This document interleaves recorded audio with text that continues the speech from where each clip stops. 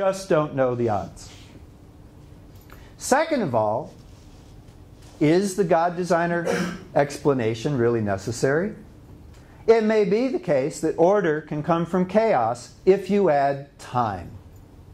There may have been a great deal of initial chaos combined with some order in the beginning, and the evolution of the universe may have proceeded in order to give the specific laws and forces and masses of things that we observe today. It's possible that order may have come from simplicity and chaos. We don't need, again, to put a happy face behind him before the Big Bang. Besides, even if there was a reason to take seriously for a minute a designer God, it would need a creator as well if it's highly ordered, right? How do you escape that problem? Avoiding this regress problem really is impossible. If you propose a maximally ordered God, a perfect God, you're ending up violating rules number one because it's a mystery. We can't conceive of a maximally perfect God, so you're just talking to us, telling us to believe another mystery. Or you're just violating rule 6, requiring a special exemption for your God. Some theologians get cagey. They see that trap of a too perfect God.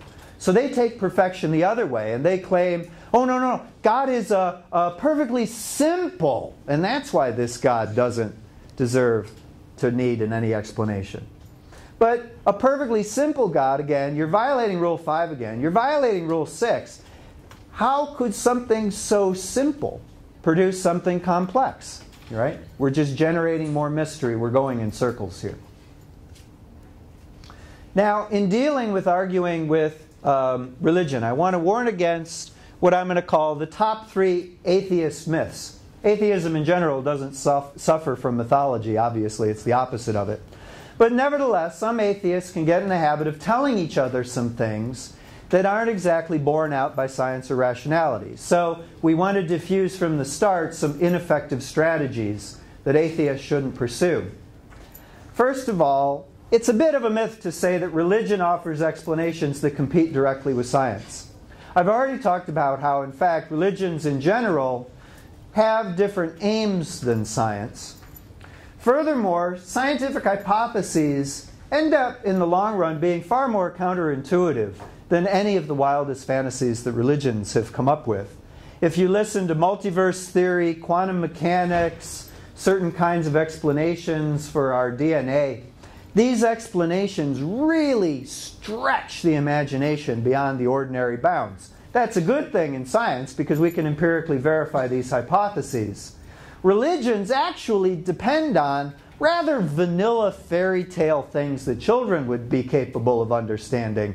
They're far less counterintuitive. Trees that talk, right? People that can fly. Spiritual things that look like people but can walk through walls. They're what sociologists call sort of minimally counterintuitive. They're a little crazy, but you can get a 4-year-old to understand it. Trying to understand quantum mechanics is beyond all but specialists. So don't go around saying religion must be false because it offers far crazier, more wilder ideas than religion. No, actually science is far more powerful than religion. Science is taking us places that the human imagination really needs to go. Religion cramps the imagination terribly. Here's another example. We need to remind ourselves that we needn't even give religious explanations genuine credit as explanations for reasons I've already suggested. Furthermore, religion's primary functions, and I'm going to talk about this in a couple of slides in a minute, are far more than just getting believers to accept fictions. Religions do get believers to accept fictions, but there's a larger moral and cultural purpose behind this. Religion is not simply about getting believers to suffer from delusional beliefs about the natural world or supernatural world. There's a lot more going on with religion, and we need to combat those things too. Another atheist myth, things that we shouldn't get in the habit of saying to each other as non-believers, is that religion expects people to intellectually confirm its claims. It's really not that religion goes after the best intellectual capacities of religion. Instead, religion primarily tries to go around our best intellectual capacities. Religion really more or less relies on reasoning failures. And we need to continually remind religious people of this. We need to point out that, in fact, some religious beliefs are based on, for example, paying only attention to confirming instances where those coincidences just can't be explained, and ignoring disconfirming incidences, things that disconfirm religion but no one pays attention to. Furthermore, religion doesn't really take the future too seriously. When's the last time a large religion said, well, that scriptural prediction went wrong, we're closing all our churches, sorry about that? Oh, that hasn't happened. Right, not gonna. They've found out that religious people generally tend to increase their religious conviction after a prophet or a minister has come out with a failed prophecy. Curious. Curious. Religion also more relies on communal belief rather than just individual judgment. It relies on a sort of groupthink. There's a lot of peer pressure, there's a lot of community pressure involved in trying to make religion work. And this has serious implications for how we ought to combat religion. Another myth is that religion has no cognitive advantages for believers. Religion does offer cognitive advantages for believers, and the sciences are busily confirming this. You shouldn't equate these two things. Religion depends on some delusional beliefs, and religion is nothing but utter gross violations of what people cognitively need. Actually, in fact, religion manages to dance a tricky dance. Religion can offer some benefits. It can satisfy existential, moral, and social problems that don't have any proper scientific solution. Religion offers supplements frequently to science. Religion does deliver some net benefits to people in societies under certain circumstances. If you were to ask me right now, is religion today offering net benefits? My answer is no. Religion is outmoded, archaic, and offers too many delusions that can be replaced because we now know better. But there is an explanation why, in more primitive times, religion has been so pervasive, nearly universal across so many human cultures. It's because religion in the past has offered some net benefits, and that is necessary for explaining why it has been so pervasive and has survived so long.